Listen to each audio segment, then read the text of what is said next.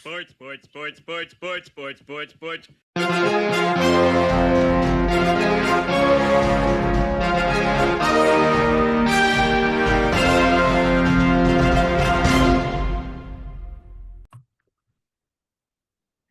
This week, we are talking hockey, specifically the Chicago Blackhawks. And I couldn't think of a better person to bring on than my good friend, Aaron Schweitzer. How's it going? I am thrilled to talk about hockey because I don't frequently get to do so with people outside of like my life that I mostly talk hockey at instead of Mhm. with. Right. So we are, I mean, given that like basketball is kind of roughly around the quarter mark of the season, hockey-ish rounding out around About a that. third. Yep. Yeah. So we'll start with this. Well, actually, let's start with Chicago Blackhawks off season.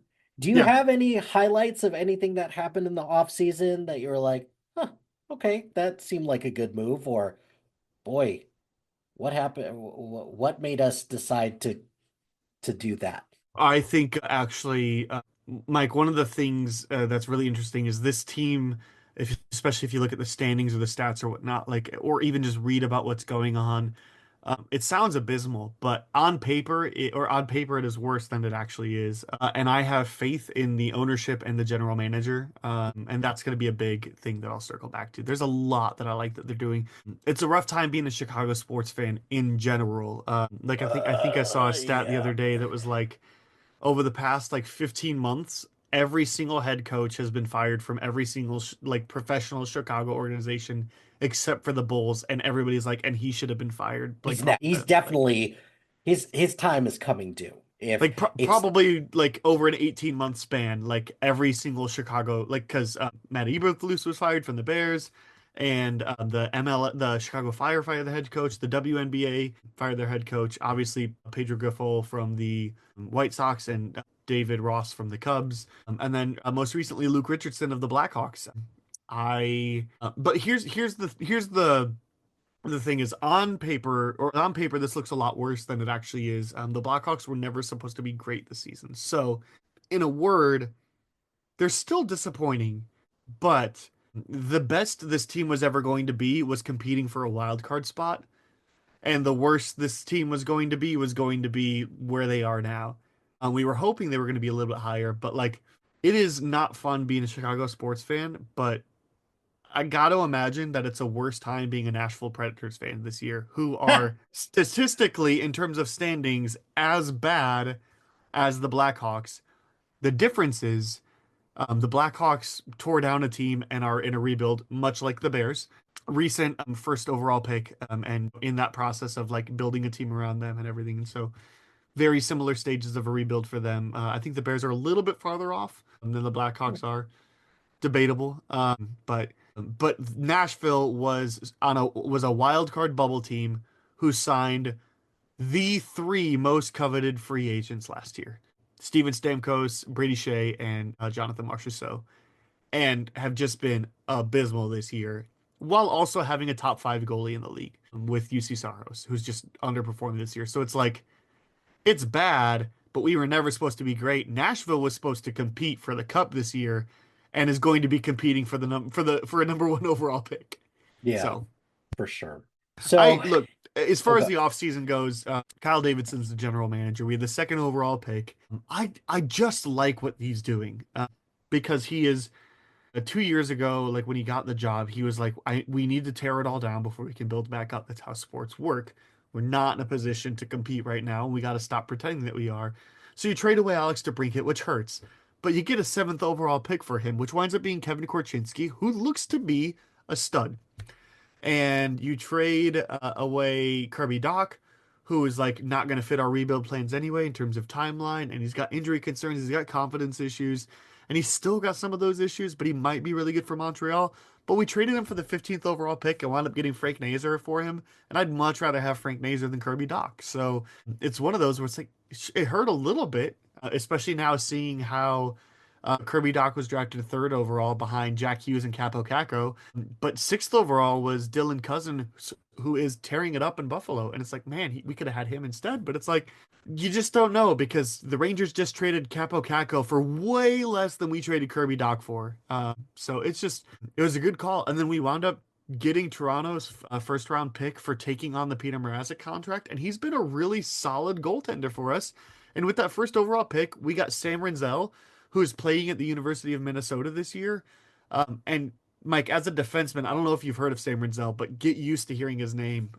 He was always meant to be a long-term defenseman project. He's playing for the University of Minnesota this year as a sophomore, and he has 20 points in 20 games as a Oh, wow. defenseman. He's going to be a stud. It is going to look like a steal getting him at 25th or 27th overall or whatever we got him at. This kid should have gone in the top 10 probably, but because we always knew he was a couple years away. That so that was all a couple years ago. The Blackhawks still just like they didn't make enough moves last year. They weren't deep enough of a team. They got injury. They at one point they had more money on the injured reserve than they did on their actual roster, which is just insane. They were not built to compete last year. They get the second overall pick. They drafted Artem Levshinov, who's going to be a really stud defenseman, but defensemen take time to develop. He's playing in the AHL this year. But like that was the big news. But he's a right shot defenseman, and right shot defensemen are about the most coveted position in the NHL. So even if he doesn't turn out, somebody's going to try to take a reclamation project on him and overpay for him or whatnot. But he's going to turn out. He's going to be good. Just be patient. And meanwhile, let him sit in Rockford and develop and just dominate down there. He also had an injury to start the year, so that doesn't help things. But Kyle Davidson also made a couple key moves this offseason that I thought really helped the team. He signed Tyler Bertuzzi and Teuvo Teravainen to free agent contracts. He also signed Alec Martinez, who I was a big fan of the signing for a 1-year deal, so he can be flipped at the deadline. A proven veteran that can bring some good experience to this team. And I wasn't thrilled at the TJ Brody signing, and that hasn't panned out well. But he also signed the best backup goalie on the market, Lawrence Brossoit, who hasn't played yet this year because he's been injured. So that should also be taken into consideration with the Blackhawks this year, that they've been playing with Soderblom, who's been better than expected, but is not ready for the NHL right now. And and we've got talent. It's gonna take a minute for them to come in, and it's gonna take a minute for them to be the talent that we like. And the other thing that Davidson did is he made Nick Foligno the captain officially over the summer, which was a right call. He's certainly leading the locker room, so why not make it official? Oh, and the one other thing that I'll mention is that even though there was a lot of talk about whether we should have drafted Ivan Demidov instead of Artem Levshinov, Team Levshinov, and the reason is right shot defensemen are so hard to come across. And then people always overpay for them in trades or free agency. If you can get a stud one at 2 overall, you take him. And Demidov, I'm sure, will also be a stud for Montreal. But Davidson tried to trade for him last year. It was announced the day after the draft that Kyle Davidson offered Montreal a trade package that would have, or offered Columbus, because Columbus picked. They offered a trade package to, I think, Columbus because Columbus picked one pick before Montreal, and Columbus just didn't accept it. But included in that was a 2025 unconditional first round draft pick from the Blackhawks, so they could draft Demidov as well. So I think Davidson is making all the right moves. It just is going to take some time to see all this pan out. So there's your very long-winded answer. I'm very positive about this team despite the standings. I'm very positive about where this is going. We are where we should be in a rebuild right now. I think that's a perfect way to put it. We are where we should be in a rebuild, which we're not supposed to be great right now by any stretch of the imagination. And as long as we're seeing progress with the team, we should be in good shape. That is, and you're asking sports fans to be patient, which Yeah. that's just a recipe for disaster with sports fans because we, by our very nature, are not very patient individuals, which Yep. sucks because something like a rebuild, especially what the Blackhawks and the Bears have been trying to do, tear it to the studs and try to hmm build something from the ground up, similar to what other teams in the past have done before. It's going to take time, and Yep. there should be a level of patience, and more importantly, there should be a level of grace that needs to be given with a lot of these players, the front office, and just go from there. Well, look, it's there are four players on this team that matter, and everybody else doesn't, and that's just the harsh truth. The four players on this team that matter, are obviously Connor Bedard, who, look, I know you said he's having a down year earlier, but he's finding his groove. Mhm. He's done really well these last couple days under the new coach. So, like, also, I was a fan of Luke Richardson. There was a lot to be blamed on the roster last year, but he had a better chance and was performing at the same pace. And you can already tell over the last couple of games since he was removed from his position, the team has just played better. They've played better. They've scored more. They've looked better. They're more fun to watch. So either way, I wouldn't worry about Connor Bedard is going to be fine. He's going to be Oh yeah. what we thought he was going to be. I'm not worried about him at all. He matters. Frank Nazar matters, and he is probably going to end up where we thought he would be. If not, maybe even a little bit better than what we initially projected. And then Kevin Korchinski matters, and he is still developing. He started off in the AHL this year, and they already called him up, and he's playing well. And if they have to send him back down, okay, he's 21 years old. He might actually, I think he's 20. He'll be fine. So those would be the three, and then Alex Vlasic, who had a breakout season last year, and then we signed to a 6-year contract at the end of that. So like, and he's playing really well, kind of this defenseman that came out of nowhere. So like Mhm. those four matters. Everybody else kind of doesn't, as much as that hurts to say, because like Bertuzzi, Teravainen, Taylor Hall, Nick Foligno, all great guys to have on this roster. They're eventual trade pieces. Or eventual like out of respect because you're the captain, we're not going to trade you or something. But there's a good chance Taylor Hall gets traded at the deadline because he's a former first overall pick and he's kind of getting his groove back this season. Bertuzzi and Teravainen have 4-year contracts. We're not going to be competing for a cup within 4 years. And if we are, they're going to be third or fourth liners because of their age. You'd like to see Lucas Reichel developing, but it just seems less likely that's going to happen. So I don't know. In the meantime, you kind of look at some of these reclamation projects as well. Ilya Mikheyev, who we acquired in the offseason from the Canucks, who had a down season last season, but he also came off of an MCL surgery. You don't bounce back from those for a year or two. He started off the season not so great. He used to be the fastest skater in the NHL, and he's certainly lost a step. You do that when you have leg surgery, but Mhm. he looks good, and especially since the coaching change. He scored like 5 goals in the last 5 games. He's producing really well. Philip Kurashev's disappointing, but whatever. He's a young guy. Maybe he bounces back. Maybe he doesn't. He still is in the top 1% of hockey players in the world just by making the NHL. So I think I see all these pieces, even like Jason Dickinson, who's a really consistent, really good player for the Blackhawks, and I love having him. He just doesn't matter because he's not going to be on this team when we're competing, and if he is, he's probably going to be that fourth line or that like healthy scratch safety. What happened when we got Jason Dickinson? Vancouver traded us a second round pick to take him, and he wound up being incredible for that. So at the very least, we got that second round pick.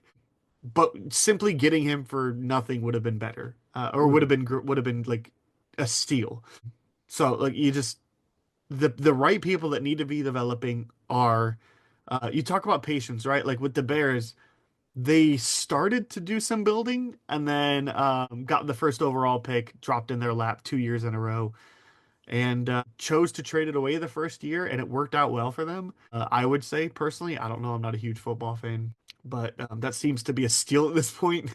And then they built everything around, and then they're like, all right, we have a good enough team now. If we got a good enough quarterback, we could probably go that next level. And it's not quite worked out, but I think everybody knows where the Bears are still. We're a wild card team at best. It's the same for the Blackhawks. We're on the same pace. Two more years, and these teams will be like easy wild card, probably actual just in the standings. Yeah, yeah, for sure. With the Bears in particular, it's just nice to see flashes of competent quarterback play. Yeah. And hopefully, with a coach and a system that will Yep. last more than a season, which that's something that you can fault the Bears for, is that this consistently happens where they bring in a quarterback, they have them learn the system, and then the next year or usually it's the off season, they fire that coach to bring in someone else, and then the quarterback needs to start from the ground up. That's that's what happened with Trubisky, that's what happened with Fields, and now it's going to happen again with Caleb Williams. And Yes. Yep. but I But Williams there's has a better support structure around him. Justin Fields never had Keenan Allen to throw to. And Swift is still really young. And we have the best punter in all of football because he came from yes. Iowa. I And mean, he's yeah, been crushing it with his punts, though. he's He's killing. doing Tory really well. Taylor's just incredible. Yeah, it's yeah. So with it's already been mentioned that Luke Richardson got fired. I think about what, like 3 weeks ago or so. About It's three. yeah. So it's a recent thing, and then the Blackhawks named, I think, Anders Sorensen, which Yep. he was the coach of the Rockford Ice Hogs for before he got this interim coach tag. So talk about the Luke Richardson era in for the Blackhawks, and you've already mentioned how they're playing a little better under Sorensen. So let's start with Luke Richardson. Like, what are you going to remember from this era of Blackhawks hockey in regards to the Richardson as the coach? Yeah, Luke Richardson will be an head coach one day.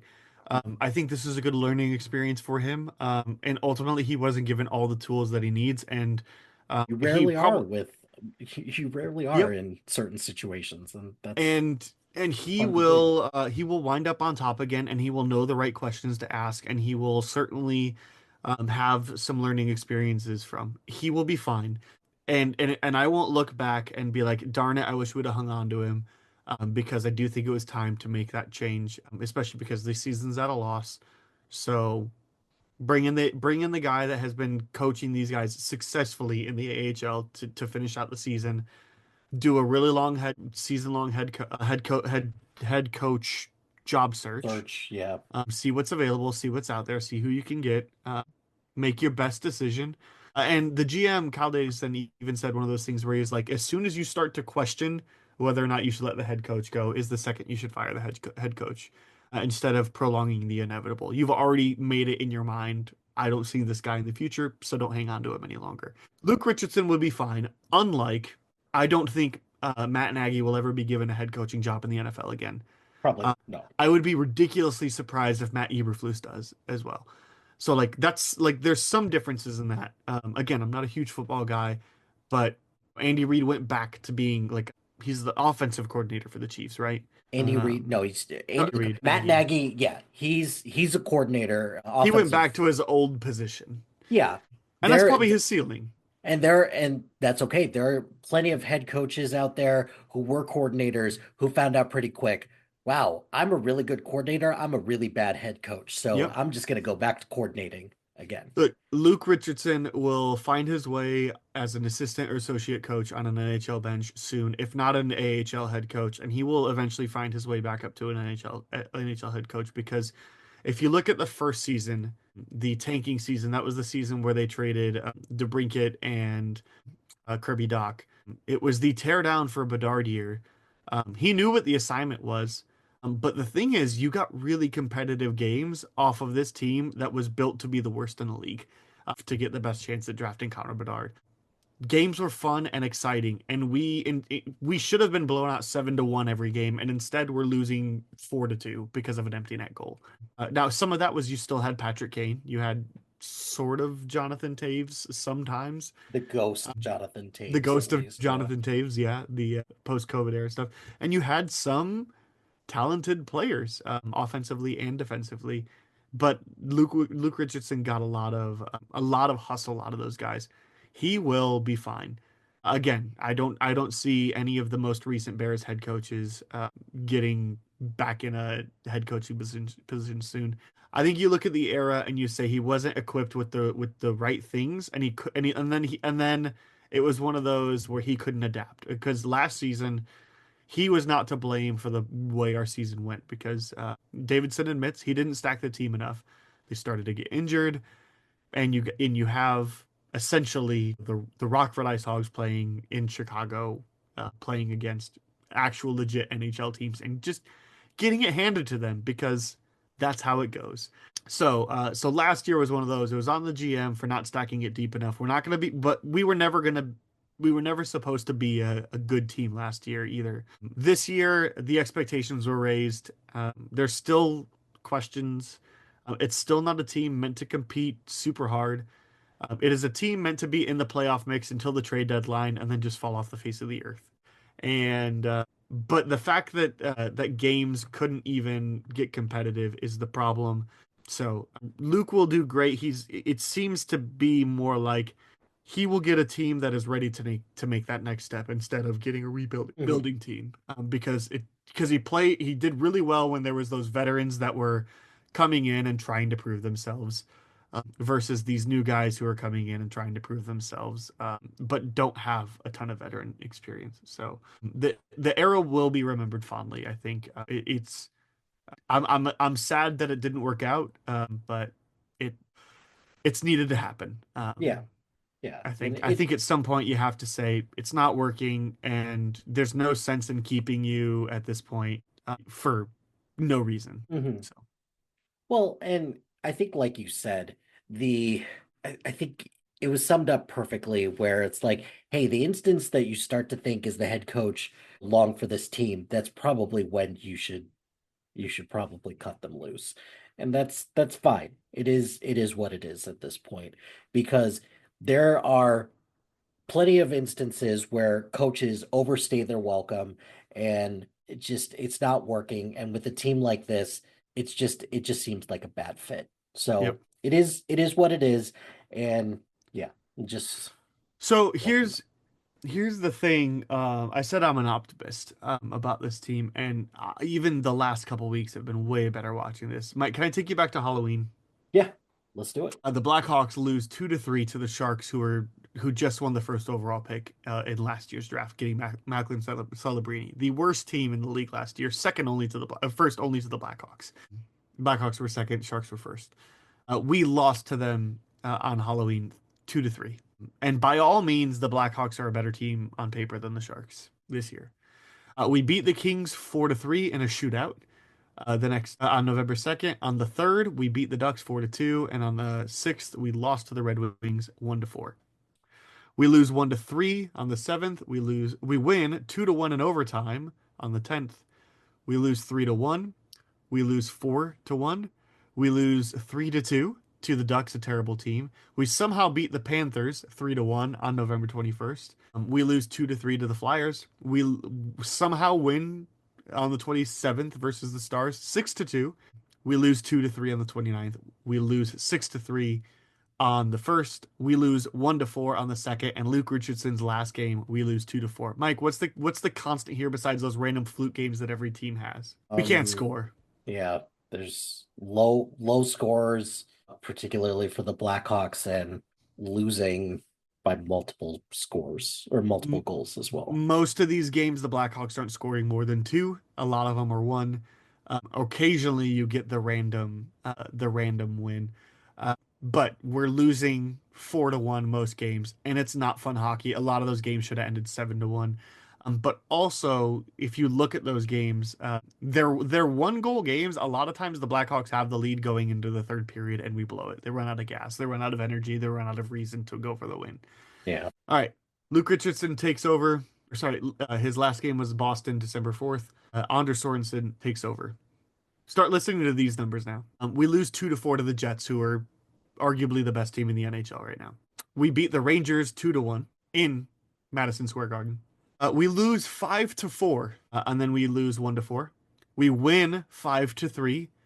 We win 3-2. We win 3-1. And yesterday, as we're recording this, we lose 4-6. You're scoring more. The scoring output has definitely gone up. It's great. It's doubled or tripled. It's And frankly, a lot of times against better teams. The Blackhawks losing 4 to one of the Devils was kind of a fluke. Even the game last night, losing 4-6 to the Flames. I didn't watch the game. I was working. But losing 4-6, I would lose 4-6 every game because if you can score 4, sure, your defense needs some work. And that game too was Peter Mrazek's return from injury from a couple weeks. He was gonna make some problems. But we scored 4. We like almost never scored 4 under Luke Richardson. He was a defensive minded coach, which is not a problem to have, but on a team where you really need some scoring, then he needed some help in that regard. And I'm not saying we're going to make the playoffs. I'm not saying that Anders or Anders Sorensen is going to be the coach of the future. I'm just saying that this is looking more like the team that we should have always been this season. This is meeting expectations, and man, next year with a really good head coach, because who doesn't want to go coach in Chicago, especially with Connor Bedard, and potentially another top 3 pick. Like, I know a lot of people are talking about how like John Cooper's contract is about to be up in Tampa, and everybody would want John Cooper for any team. And I think the Blackhawks could get him. So if you There's a get John strong Cooper, strong case to be made for something like that. yeah, it seems like the one piece that like is really like, because you look at the if I look at the forward prospect line, there's people coming. The people that we haven't seen, you're gonna hear the name Paul Ludwitsky a lot. You're gonna hear the name Samuel Savoie a lot. You're gonna hear the name who some of those other guys. There's one who's just really dominating the AHL this year. I gotta look these up. Mhm. And not only that, but not all these guys will pan out, and a lot of these guys also won't make the a lot of these guys won't make the jump to the NHL, but still a lot of these guys are going to be playing well. Colton Dock, Kirby Duck's younger brother, is having a really good season. Marcel is going to be an NHL regular. Samuel Savoie, I mentioned. Landon Slager is really crushing it this year. Those are going to be guys that you'll hear a lot of. Ethan Delmaster, Wyatt Kaiser, you've probably already heard a little bit of.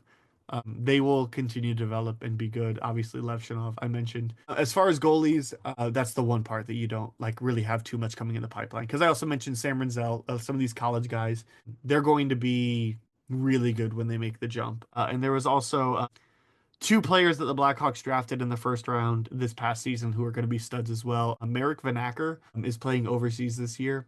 He's supposed to be essentially like the next Carter Verhaeghe, who's like the Ooh. most underrated player in hockey, and Sasha Boiver, who is dominating in his league as well. So the Blackhawks have forward depth. They have defensive depth. They're probably still going to get another really productive free agent or two, maybe even a couple trades because they've got a ton of draft capital right now. The one thing that they don't have on lockdown is goaltending. But they have Drew Comezzo in the pipeline, and they have Adam Guyon in the pipeline as well. Goalies just typically don't make the league until they're like 25, unless they're Marc-Andre Fleury or Igor Shesterkin. But sorry, I'm rambling a lot and saying a lot of names, but I think it'd be here's like the big reason why I love talking about this and want to mention all the things I do. I think if you are not a Blackhawks fan, if you don't see what's going on, it's easy to look at this and say, when will it ever be good? And I'm telling you, 2 years, maybe one with the right head coach, or with the right offseason. Well, that this is assuming that everything falls into place for something like that. Yeah. So I think two years seems realistic to just even be competitive. 3 years for the team to maybe make that leap with enough consistency and hopefully with injury luck as well. Well, the other thing too is when the Blackhawks had their big dynasty run 2010 to 2015, we gave away all of our prospects for salary cap dumps or for rental players. We traded away to Teuvo Teravainen after winning the 2015 Cup to get rid of Brian Bickle's contract. We traded away Artemi Panarin for Brandon Saad back because we were afraid we couldn't pay Panarin afterwards after his contract was up 2 years prematurely. We we gave up. I want to say it was Philip Deneau, who like had a really good season in LA and Montreal not long ago. I want to say we gave him up for a rental for Antoine Vermette in the 2015 year. We had no depth across the board, and that's why we sort of imploded as we did. the way that Kyle Davidson has set up this team is that we can build that dynasty again and have a prospect pipeline. There will always be players that are ready to come up. There are players that are ready to come up right now. Maybe not for a playoff spot, but there are players that can come up and contribute for a third or fourth line role on a Stanley Cup team. Colton Dock will make the NHL by the end of the year, especially after the trade deadline at the very least. But like, if the Blackhawks needed him in a pinch, they could have him, and he would be a productive player for them. So it's like the prospect pipeline is full. That's the one thing that like hockey has that football doesn't, right? Like there's no like minor league Bears team that you can. We're gonna let Caleb Williams get a season under his belt. It's like you're in or you're cut, Yep. and so the future is free agency and the draft. Yep. The future is how lucky can you get this off season, not Right. how can you build for 5 seasons from now without Right. just having players getting frustrated and leaving like a lot of the Bears players have. Yes. Yes. So That is very, very, or very true. or you look at even like the White Sox and the Cubs that have like the White Sox have a good prospect system now only because we traded anybody worth anything to get to accumulate them. We didn't draft them except for Colson Montgomery, but I don't know about the Cubs pipeline. Either way, it's just like Mhm. like the Blackhawks have it. It's just one of those sports where it's like you just it's harder to see, and we are where we should be in the rebuild. It was supposed to be a 5-year rebuild when Davidson took over, and we're in year 3 of that. And And this, you could argue, the middle of a rebuild is the hardest place to be for any sports team, particularly a sports fan, because it's very hard to see the forest through the trees, especially if you're just looking at the standings, the stats, and you're just listening to talking heads on either radio or, God forbid, ESPN talk about hockey every now and again, right. which I mean, hockey's on ESPN Plus pretty consistently, but who has ESPN Plus nowadays? I mean, I do, but it's because it comes with my Hulu Ex subscription. But I can't yeah, watch Blackhawks games on it because I'm blacked out. of But I do course. like that at least I could watch the rest of the games, you know. But Mhm. the other thing too that's really fun as a Blackhawks fan this season, and fun ironically, is that no matter how bad the team it is this year, no matter how disappointing they may have been, by far the worst thing for this team has been the broadcasting rights this offseason because they switched to a regional over the air channel that wasn't available. Mike, I got it for the first time on my TV today Oh, because I don't live in Chicago area. But but they were told it was gonna come, and Hulu refuses to reach a deal, and YouTube TV refuses to reach a deal. But I'm still blacked out on ESPN Plus, so it was just waiting until they got the satellite up and running. And here we are, December 22nd, and I got it today, where I can finally watch games. And they only launched an app like about a month ago, because they realized that reaching a deal with Xfinity wasn't going to work. It's like the worst blunder of this year by far was the launching of CHSN Sports Network. Whatever the Blackhawks and the Bulls wind up doing, it's not going to matter because here we are 30 games into the season and I can finally watch games. Now, I've managed to find ways to watch the game, or the places that I work have a DirecTV, which you can get a CHSN on DirecTV. But still, it's just like I haven't been able to sit down and watch a game at home legally. yeah. Yeah, it's been interesting with the broadcast rights and Yeah, everything and like that. 'Cause and NBC like NBC Sports shuttered, and that's where watched a lot of Blackhawks games and or yep, just hockey in general. And a lot of these regional networks are starting to be a little bit on the fritz. So it's interesting to say the least what's going on there. But I'm glad that you finally get to watch some games and get a chance to actually see what's going on. And speaking of seeing what's going on, so I did mention Connor Bedard. If you just look at the numbers alone, which yeah, I would never recommend anyone just look at numbers alone because there's always more to the story with that. By his standards, he's got 8 goals, 21 assists, 29 points total. So not great, but you said that there's optimism to be had. Explain how so. he's 19 years old, and not Ex only that. barely 19 years old. And he is playing on maybe the worst team in the league, a team with a 12-20 and 2 record.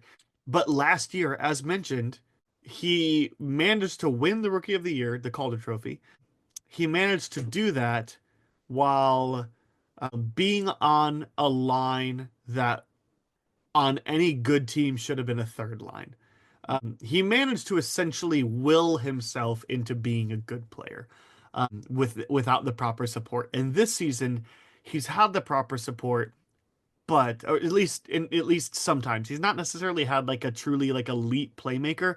Like Patrick Kane and Jonathan Toews entered the league together and just played really well together. And when they were on separate lines, they had the right pairings. Jonathan was with Marian Hossa a lot. Patrick Kane was with Artemi Panarin a lot. So like they had complementary pieces, and Bedard hasn't quite had that yet. It'll be interesting to see who fills that. They brought in Taylor Hall to be that for him, and he was out for the season with an ACL injury, like by November, and the hockey season Right. starts in October. Like 6 weeks into the season, he was out for the rest of it, like 20 games in. So all of a sudden, you had nobody to fill up that role. Mhm. Uh, so yeah, Bedard still managed to do that. Bedard is a minus 11 goal differential on a bad team. You mentioned he only has 8 goals. He has 21 assists. That is the number. To me, that's the number that stands out. Like 8 goals this early in the season on a bad team when you pointed out that goal scoring has been an issue, fine, whatever. But looking awfully good from an assist standpoint, we'll give him credit for that. Here's the other thing, Mike. Let's look at the season stats. He's got 8 goals this season. Luke Richardson was fired December 5th. From October 8th to December 4th, Connor Bedard scored 5 of those 8 goals. Mhm. So 3 of those goals have happened between the 12th and 21st, 10 days. So that's the other reason. He had a slow start to a season. There's constantly a sophomore slump between a lot of athletes, NHLers especially, and again, especially when the team is not performing well. He Mhm. wasn't performing well. People play like defensemen on the other team also just knew if we can stop Connor from scoring, then we can stop everybody scoring. So he had a lot of pressure on him, and he still does. Uh, but still, like he has scored at a much quicker pace, and not only that, but even with assists, since he has what 29 on the year. We said 29 points, 21 assists total. 21 assists. One, two, three, four, five, six, 7 of those assists were since Luke Richardson was fired in the last 10 days. Last Yeah. 10 days for games. Sorry, 20 days. 20 days. Yeah. So his pace has jumped exponentially since. Mhm. So so that's something you have to look at. And again, he's still not playing with that elite. He doesn't quite have his Marian Hossa yet. He doesn't quite have his Artemi Panarin. Man, if the Blackhawks could make a splash for a big goal scorer, like it is not happening. But like if you could put Connor Bedard and Alexander Ovechkin on the same line, they would just dominate the league. Right. Something that is more plausible, but I still think unlikely, is if Mitch Marner signs in Chicago next year and Mitch Marner would play the wing to Connor Bedard. That could be really intriguing. Just take a look at quick NHL pending free agents. That could be some people to play along with him. Let's see, Leon Draisaitl started, Rantanen will sign, Crosby signed.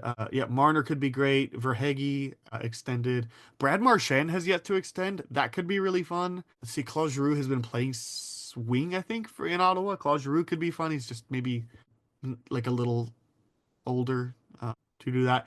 It's and not only that, but again, trades and drafts, and there's always prospects that come out of nowhere. Mhm. Like a couple of years ago, Brandon Hagel came out of nowhere, and by that year's trade deadline, we got 2 first-round picks and like high-end prospects from Tampa for him. There's always these players that will come. A Jason Dickinson will come along. So look, he's not lighting up the league, but he's on a bad team. He's doing well. It's kind of like when you look at the Bears and you look at Caleb Williams. Now, Caleb Williams is making some very obvious mistakes a lot of times where he should get rid of the ball and he takes a sack instead, or he throws the ball way nowhere near a player, or certainly throws an interception or something like that.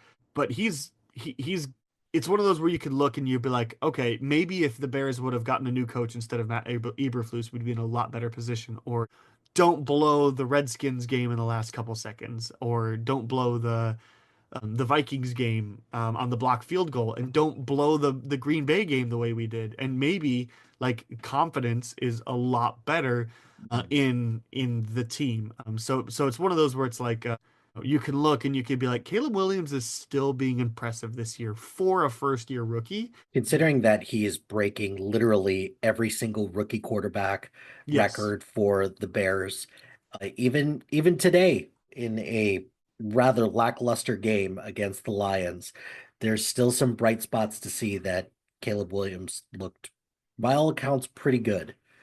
And also, at the end of the day, it's a team sport. Defense looks terrible right now, and it's the same thing with the Blackhawks. If you look at goal output, Connor Bedard is still third on the team, and there's a lot of people who are just not contributing as much as they probably should at this point. And if you want to compare his stats to last season, which was good enough for him to win the Calder Trophy with a minus 44 goal differential because the Right. team was that bad. He missed a couple games, a couple weeks of games because he got a fractured jaw. He played 68 of the 82 games and scored 22 goals, 39 assists. A third into the season, 34 games, he has 21 assists and 8 goals. If he keeps this same pace, this lackluster pace for the whole season so far that we've been talking about, he will be better than he was last year.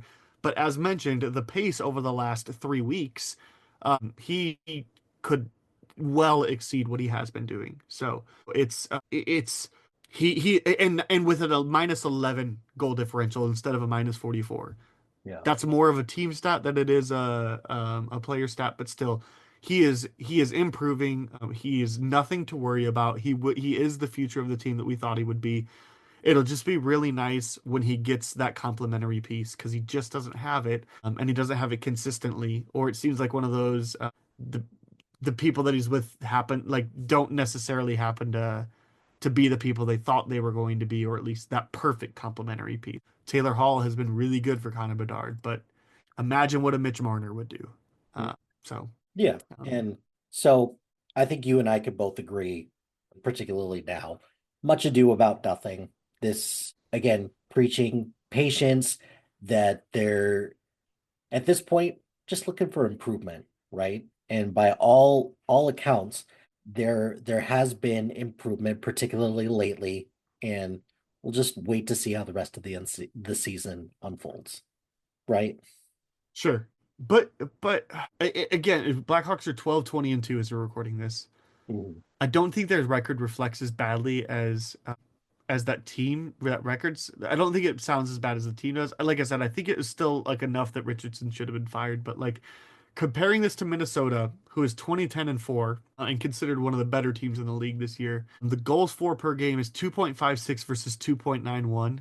Our penalty kill average is 85%. Theirs is only 72. Our power play goals for is 22.5%. Theirs is 18%.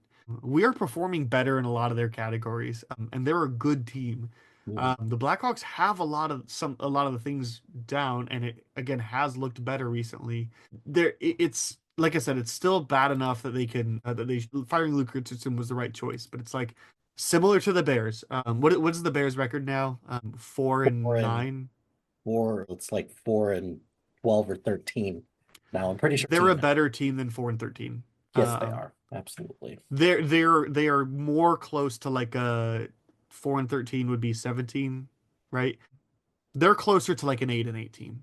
They were never going to beat the Lions. They were never going to put up a fight against the Lions either game. They are a much better team than their records suggest. Again, a lot of the Blackhawks stuff happens to be from some of the last games since relieving the last head coach. But yeah, it's like I said, the team will get another high draft pick this year. It's going to be a good talent coming up. Probably won't make the NHL this year. But you can get a free agent. You can get somebody who's looking to dump a player contract. You can get a good player to play with Bedard, and as soon as he gets that piece, he's gonna dominate.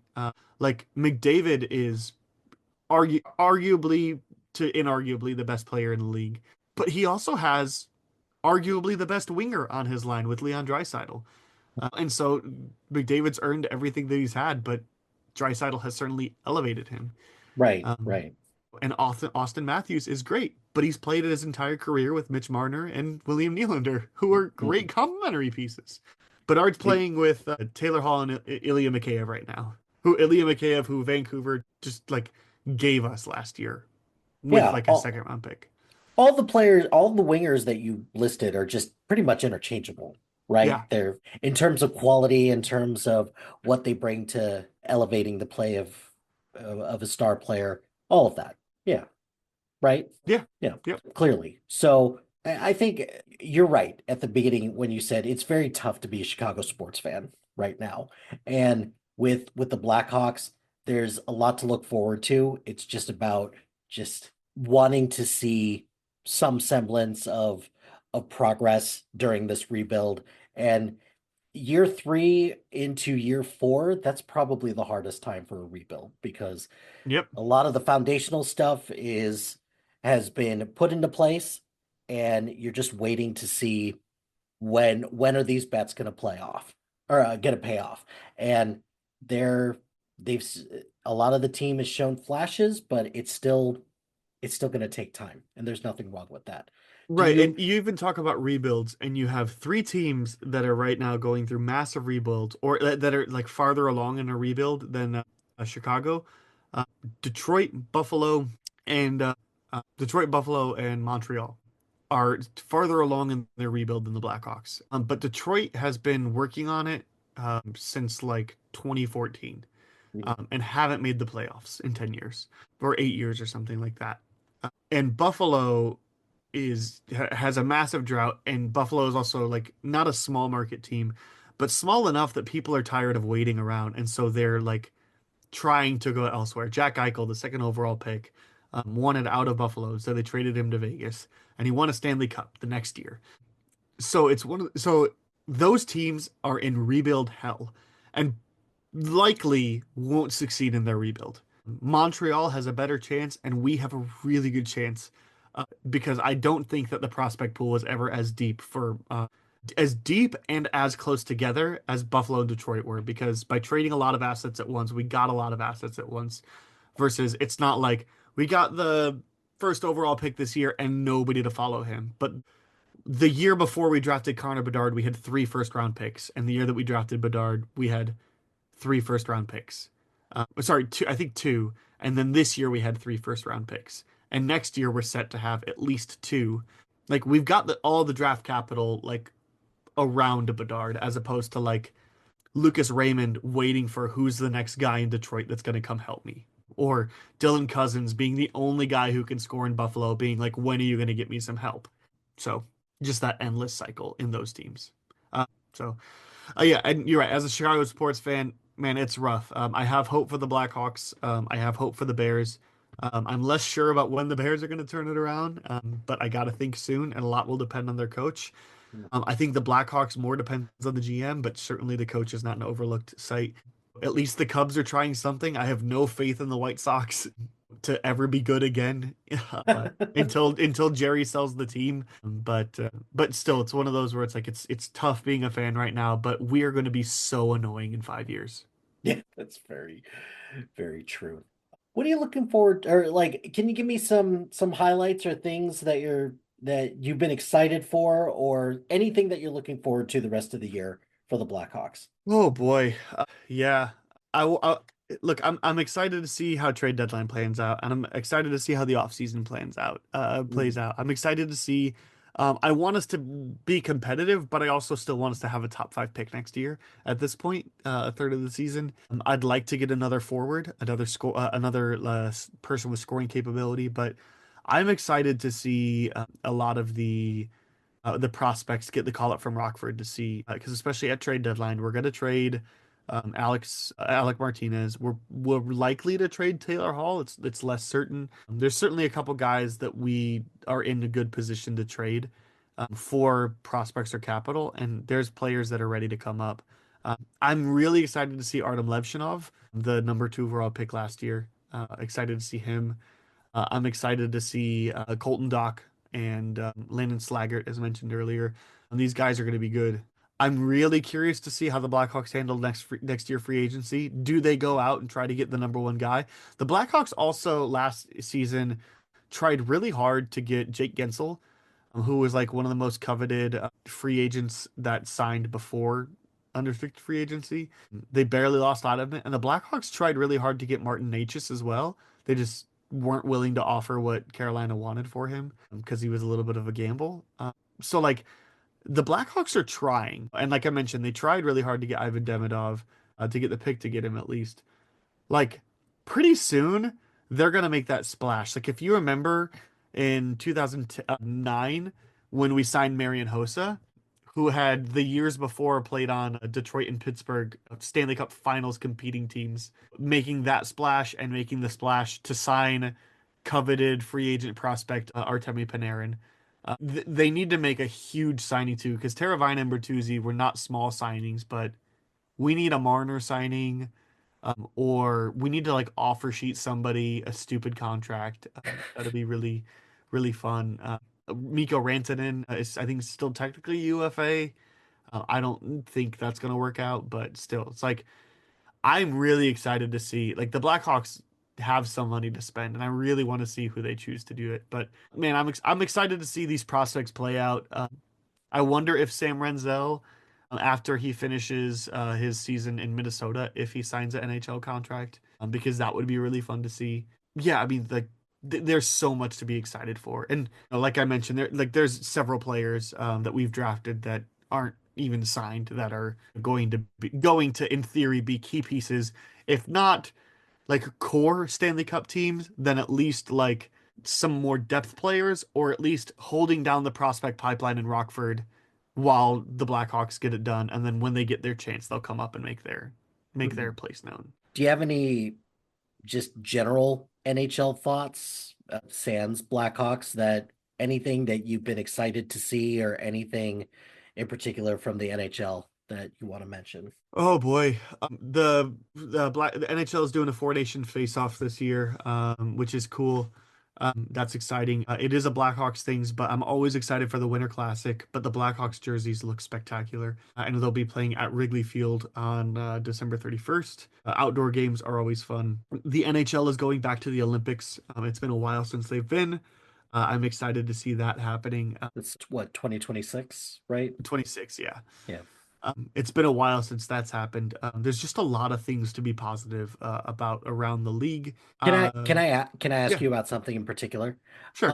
Utah Hockey Club, Yeah, yay or nay, in terms of just staying with Hockey Club as a name as opposed to Utah Yeti or whatever they end up becoming. I go back and forth on this because I didn't like the name at first, but it's grown on me. I don't want them to keep it only because it is so out there, so different. Like I really like the idea if they were to pick something. Everybody loves the Yeti as this thing. It's not going to happen, but I would love for them to be the Storm and Mormon. But I saw something that said that they should call themselves the Utah Jazz, because I think it's the same owners from the basketball From the team. actual Jazz, yeah. The Yeah, Jazz and it's one of basketball those team. things where it's like the Utah Jazz relocated from St. Louis, if I'm not mistaken, which is why No, they're no, the Utah Jazz relocated from New Orleans, where okay. that would make a whole lot of sense for the New Orleans Jazz to be there, but then they moved to Utah.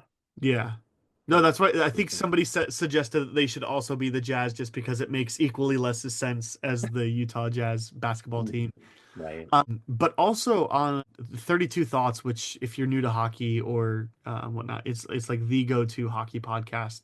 Elliot Friedman, who's like the number one sports insider for hockey, somebody was saying how somebody brought up the case where he's like, when you think of soccer clubs, it's not mascots, it's Chelsea and Manchester and all these. And he's like, what if Utah just stuck with hockey club because we're like they're choosing to identify as the Utah Hockey Club just the same way that Chelsea identifies as Chelsea. And I'm like, I like that.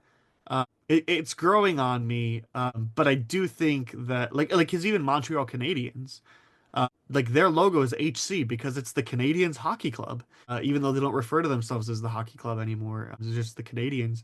But even then, like they're Canadians, and Vancouver's the Canucks. They're Canadians. Canadian, yeah, just So another way to say Canadian. Yeah. so like it's a I love the idea of them doing that. It would just that I would want more teams to do that. So if unless other teams are also willing to do that, and I don't think that they should. I think they should pick a logo and a team name.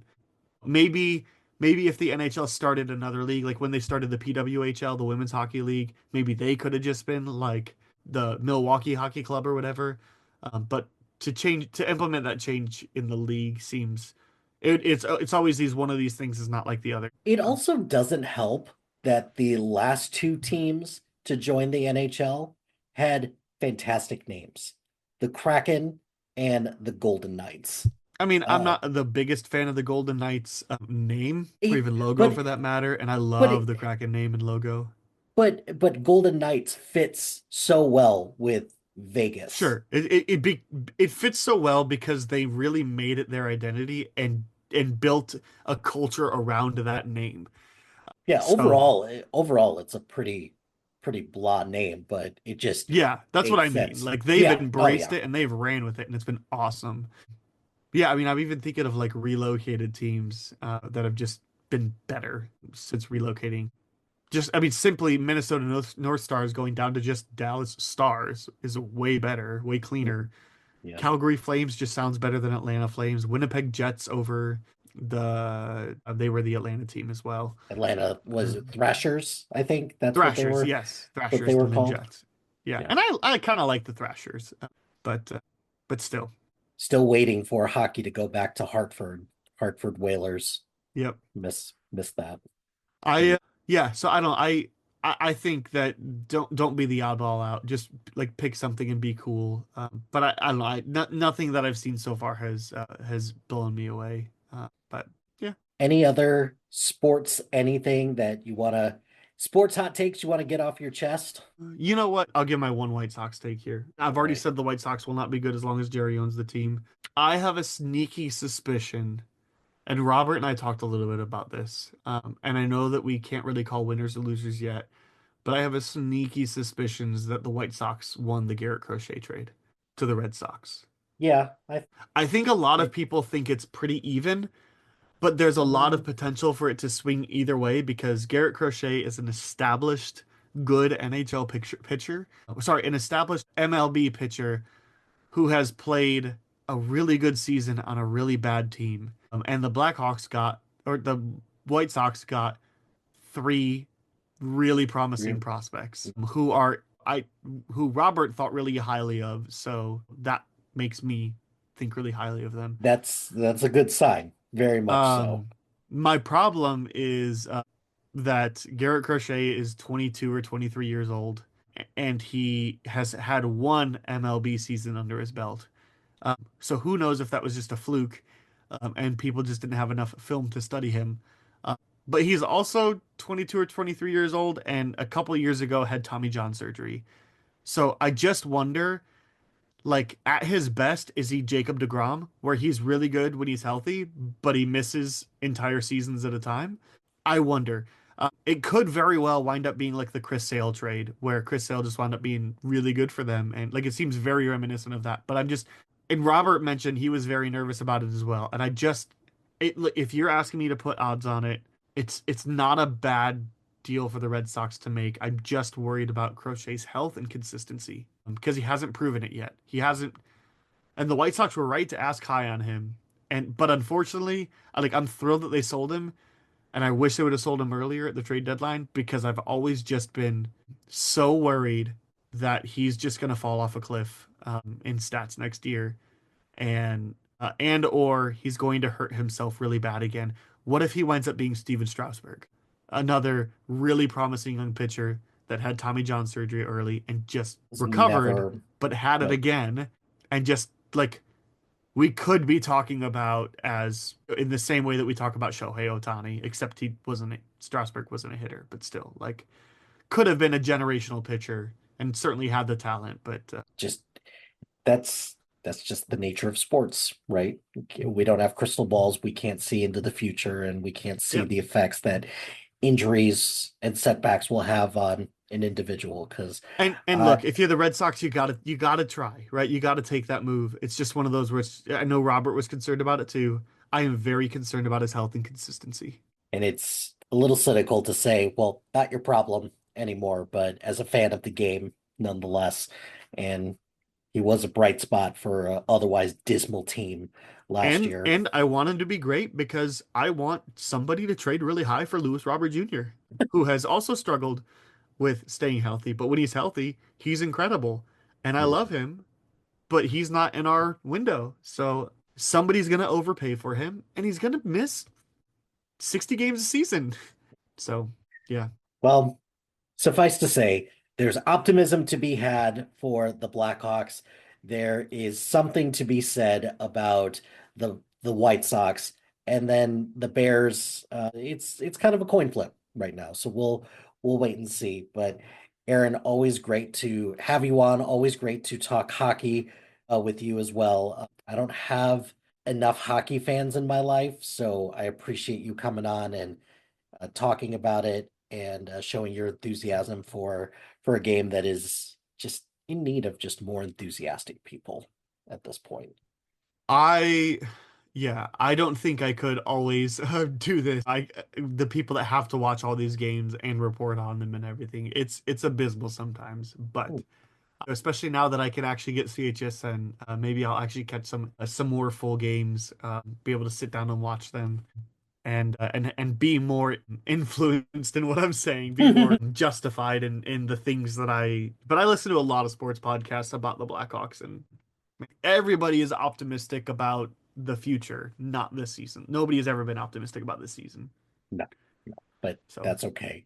It's it's part of the rebuild. It's part of the process. You just got to trust it. Uh, so thank you again. Where can the people find you? And do you have anything that you want to plug? I'll just plug the Sif Pop Writers Room podcast where I have some guests from sifpop.com join me to help me cross movies on my watch list. And then I'll just plug that, and you can find other places that you want to follow me if you listen to that. Well, good stuff. I would be remiss not to recommend the writer's room as well because I'm on it from time to time too. So looking forward to jumping on that with you, talking some TV, and then talking about a fun season of TV that we have coming up to talk about. Oh, yeah. So thanks again, and I appreciate you coming on. Yeah, thanks for having me.